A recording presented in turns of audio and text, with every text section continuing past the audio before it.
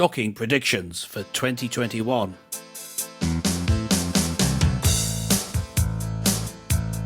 Hello and welcome to the Mark and Pete Show. Well, we know that 2020 has been a bad year, but many particular analysts are starting to say that actually 2021 could even be worse. Is that possible?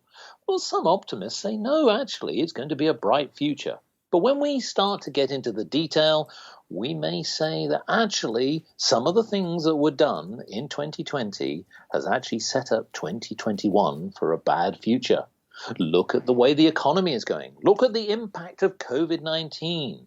Well, we're going to talk about this in a lot more detail. And when we look on the horizon, 2021 possibly looks like we're all on borrowed time. And here's a little thought. If you borrow from tomorrow to pay for today, there will soon come a time when it is taken away. If you behaved and saved every day in the past, then your faith in the future will be vibrant and vast.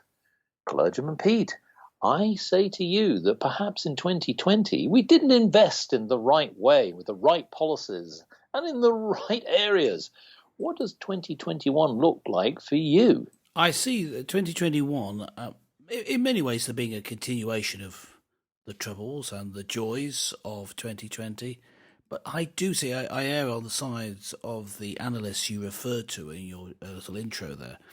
I think things are going to get worse. There were lots of things beginning in 2021 that are going to continue. 2020, they're going to continue into 2021. Which are not looking good. It's looking very worrying. The trends are worrying. So in making our predictions, I think we can be pretty confident with most of them about what's going to happen. And it's not an optimistic vision, other than the obvious point that the Mark and Pete show will go from strength to strength, which everyone's overjoyed about. I think that it's not looking positive, Mark. It's not looking good. So if you're coming here for some predictions which are going to cheer you up and allay your fears, this isn't the show for it. But if you want to have a look at what really might happen and get ready for it, then stay tuned.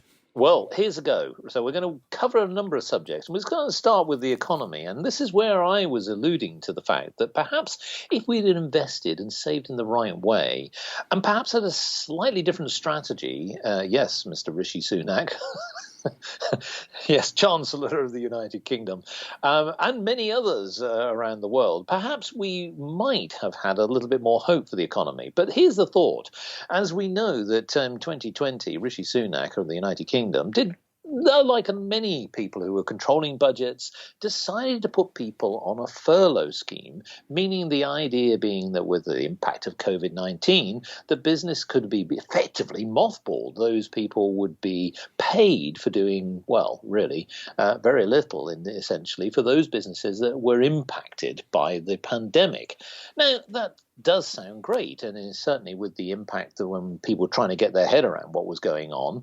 The idea being is that it actually sort of safeguarded jobs. But the trouble is, here we are, a year on nearly, going into 2021, COVID-19, folks, is still going to be there. And yet what we're really doing is we can see, and this is my prediction, that there are going to be many people who will not have jobs because those jobs won't be needed anymore. The unemployment rate will go up. And I do believe that now that we're starting to see some emergence of a sort of a Brexit deal, it's not looking good, folks, because actually the trade between the United Kingdom and the EU alone is going to be wrapped up in red tape. Yes, that means there are going to be tariffs on many goods, and still it's not entirely clear as we think about where we stand today what it really means. But I do know that what it will mean is I think trade is going to be a little bit more of a friction than frictionless with the EU. So, Clergyman Pete, just on the economy between the United Kingdom and EU, what's your thoughts on how we will trade? Well, just strictly in terms of trade, without knowing all the details, it's difficult to say how much more friction, how much more difficulty there will be with trade. But yes, there's going to be some problems, there'll be some issues. It looks like we're not having tariff-free and free trade as as the Market Pete mantra would dictate. But it's in looking at the reactions of people such as Nigel Farage, who've been very critical of the government, now being relatively positive. That's all I can go on, really, and say, well, it looks like it's not such a bad deal that we're going to throw up our arms in horror, throw up our hands in horror. The only thing that I would say is to do with us trading and the sort of rules around it. There's tariffs in place. There's the fishing, which I was about to come to. The fishing still has an agreement for an amount to be caught by the EU and UK waters. It doesn't cut it down to zero and then say you need to negotiate and what you're going to have, etc., etc. So I mean, admittedly, it was only going to be an 80% cut anyway. It's still going to be a cut, and it's not as big a cut. But the overall view that I have of this new arrangement is that it would be the first step you would take if you were in the position of thinking, let's join the EU. Because yes, you may have noticed. Are we leaving, or are we actually because joining? That's what I say. We haven't quite left. So, but if you were thinking of going the other direction, it's suspiciously like the things you would put in place if you were thinking of joining, getting things such that you're not too far out of step so that you can rejoin. So it's a little bit suspicious. I'm not that happy. I don't think that it will be as good for Britain to have these things in place, to have levels of having to fit in with EU regulation, because it will hamper deals with other countries. And also, you were talking about the regulation, Mark. That, of course, is disproportionately hampering to the growth of small businesses. Yes. So I think that that's an issue too. And I think this is where I think there's going to be some challenges. So just before we move on to the next subject, just to close out on Britain and the EU, I also think there's going to be some rumblings, prediction here, for those countries who are part of the club. That being it's been mooted that countries such as Spain and Italy have already thought about, do they really want to be part of all of that? Now, of course, with COVID-19, that certainly delayed matters, and it was perfectly reasonable under the circumstances that certain political moves to potentially start the equivalent of a Brexit or a Spexit, if it was come up with some thoughts on Spain leaving or Italy leaving, etc. So I do think, though, that will come back on the agenda. And I do think now that when Britain does have to deal with the friction sort of filled negotiations and deals with the EU, Britain will bumble along, its economy will be impacted, and sadly I fear that there will be a lot of small businesses, as you say, that will go bust. But sadly, what I do think is I actually think that with the EU economy, they will too also start to sort of question the club. And I use the term club in a general sense, because what purpose does it have when it already proved that it can't negotiate in a fair way with something like the United Kingdom? Now, the United Kingdom, whether we like it or not, is still a trading power. So I think that what will actually happen is that there will be further rumblings, movements in politics, and I think that what you will see is that a number of countries will question their membership.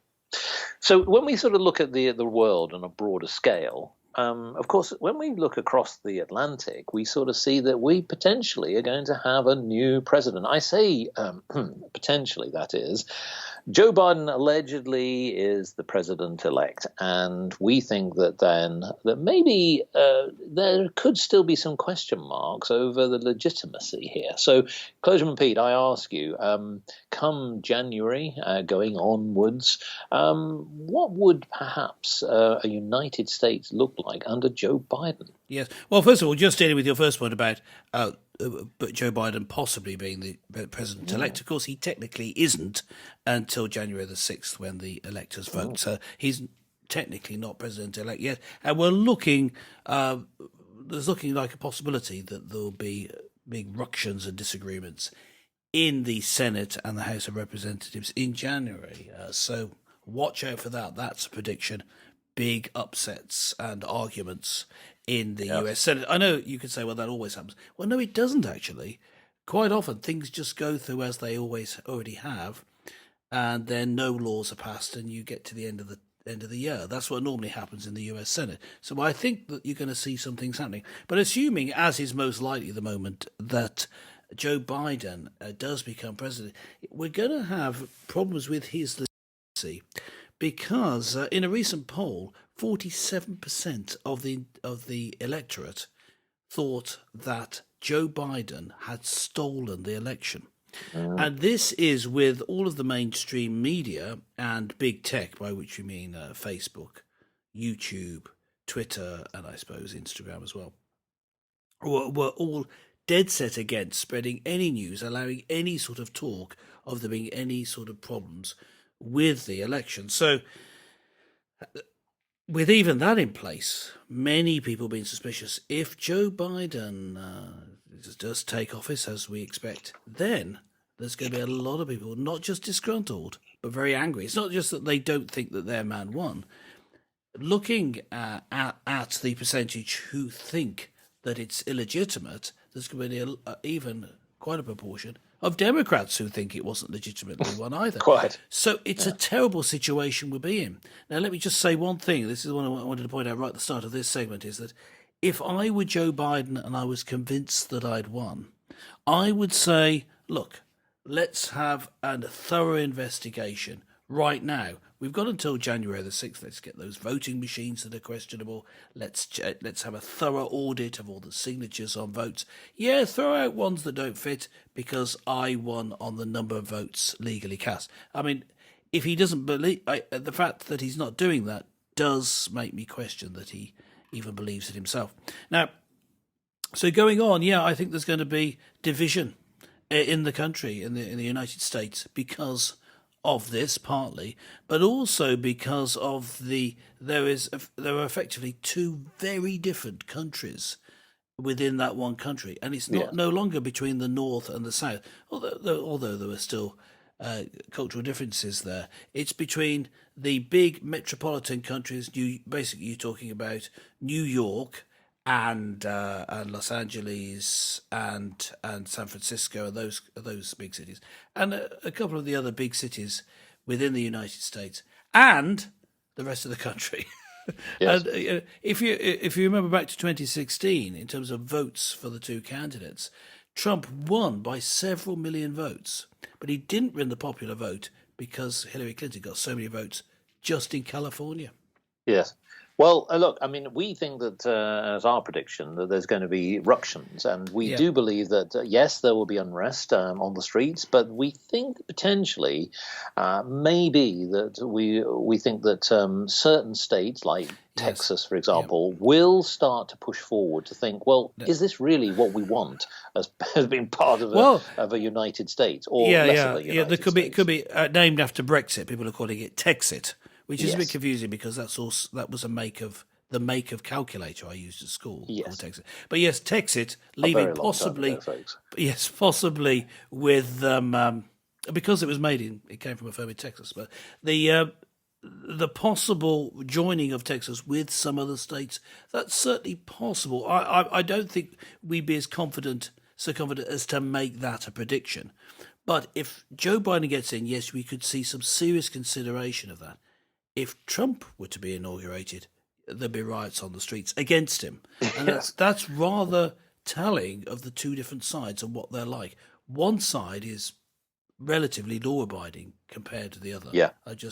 Draw your own conclusions. Here's another prediction, because if Biden gets in, we know that potentially on an international level, a lot of things are going to change, particularly American policies, particularly on environment, international affairs, and things like that.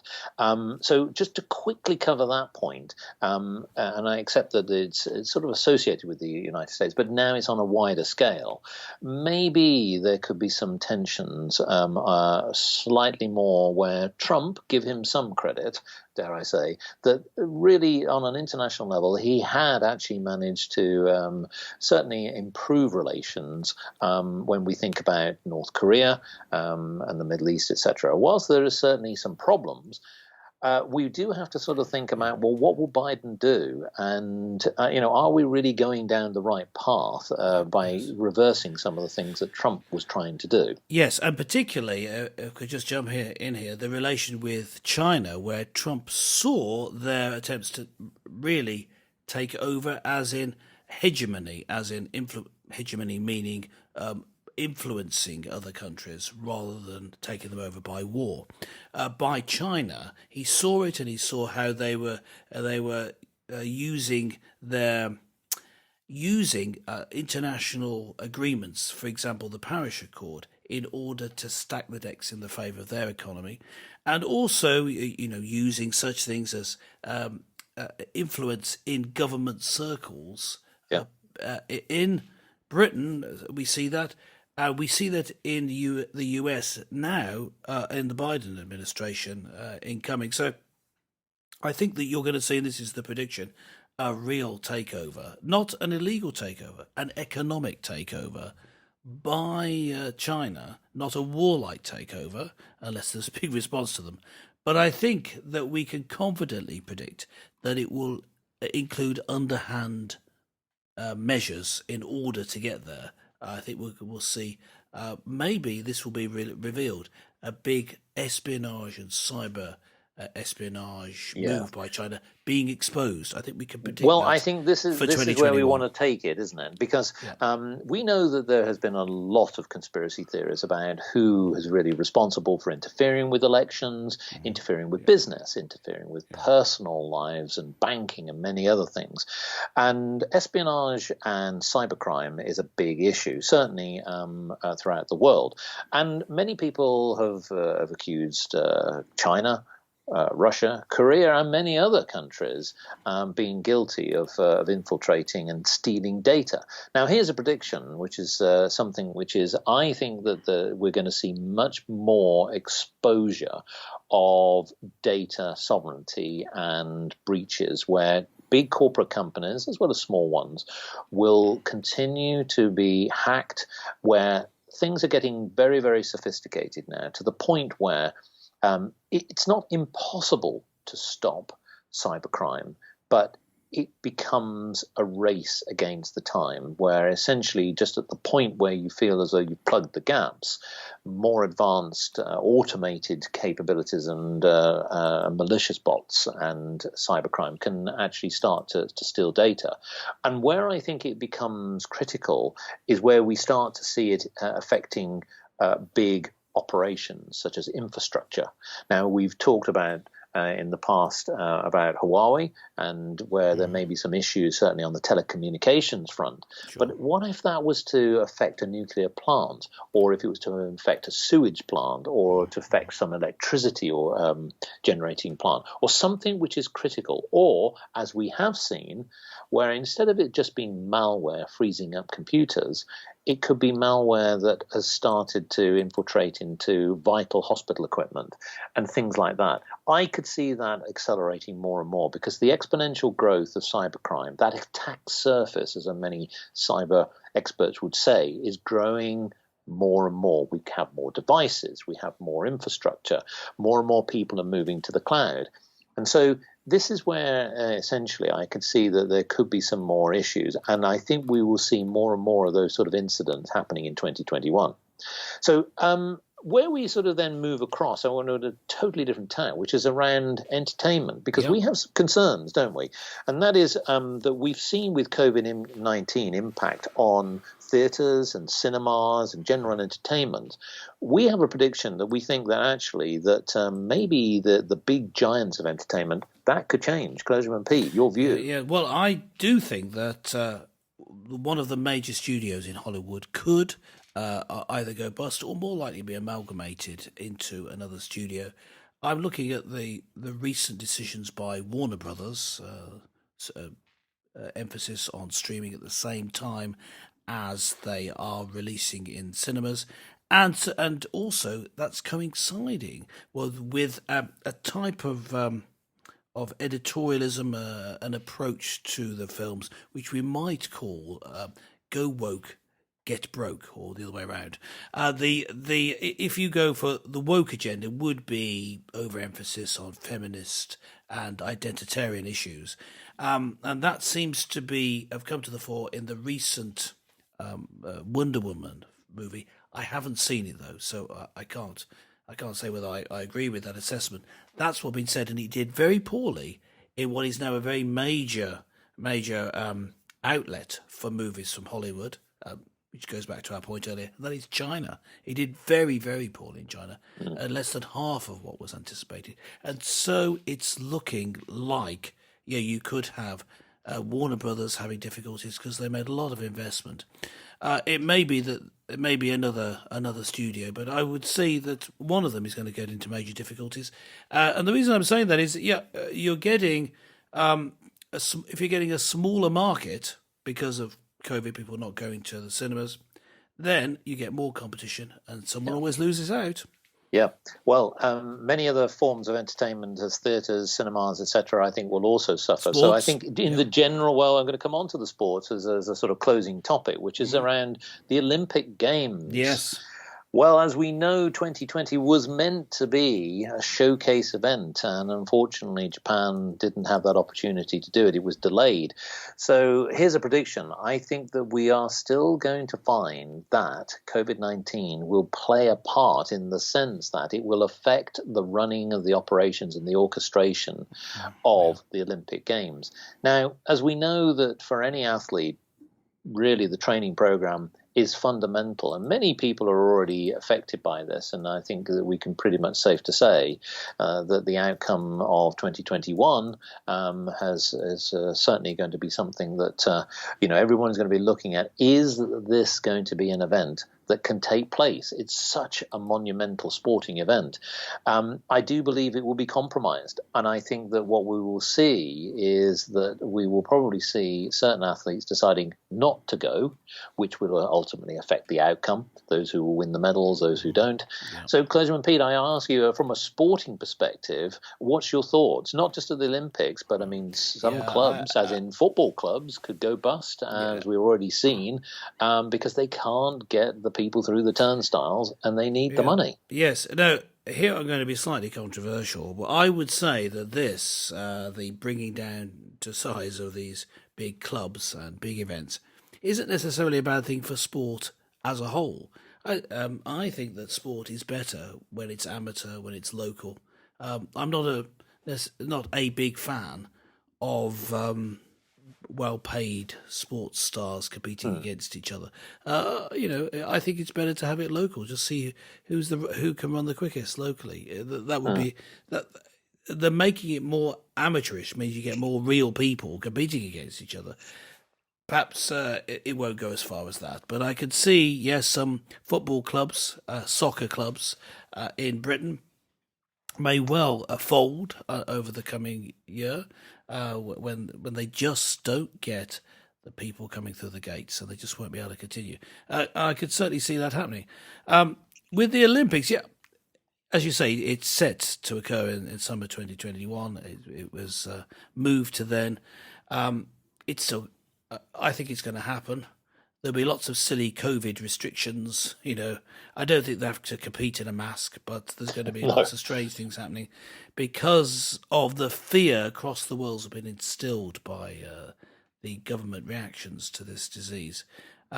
So I could see that there'll be issues like that, but I think that the Olympics will still be a success. And actually, I'm glad that this is our last topic of the predictions, because I think that this is the point of hope. Because if there's a good Olympics, that people say this is great, some great people won, maybe an American wins the 100 meters, which they always like. That's their big event. It would be great and buoy people up. We can have someone Chinese winning the Olympics, winning the marathon. We can have people from the world winning things. Everyone feeling good about themselves, and things will feel that they're getting back to normal. I think that the Olympics is a spark of hope in a Mm. bleak 12 months ahead. Well, it could galvanize the world. Well, we also have to throw, as we conclude on this show, Yes. that we think that there's going to be plagues of locusts, more pandemics, Oh, yeah. asteroids, And biblical proportions, and aliens. and aliens, aliens, of aliens course. invading, Yes, almost certainly. absolutely. And of course, Mark and Pete dominating the world. Yes. We have to throw in everything just in case, And covering we'll all go the back and angles. say, yeah, we predicted it. Yes, exactly. That's And our that's where modus the edits operandi. come in as we keep editing the show every week. Well, look, listeners, what do you think about 2021? Are you optimistic? Are you feeling a little bit more buoyed about some of the feelings and the initiatives that people are putting in place to try and combat the doom and gloom that we saw in 2021? Well, let us know your thoughts. Log on to markandpete.com and we would love to hear from you. Well, we hope that you do have at least a safe ending to 2020 and a very, very prosperous 2021. We'll be with you, and we look forward to talking to you about more topical topics with Clergyman Pete and Businessman Mark.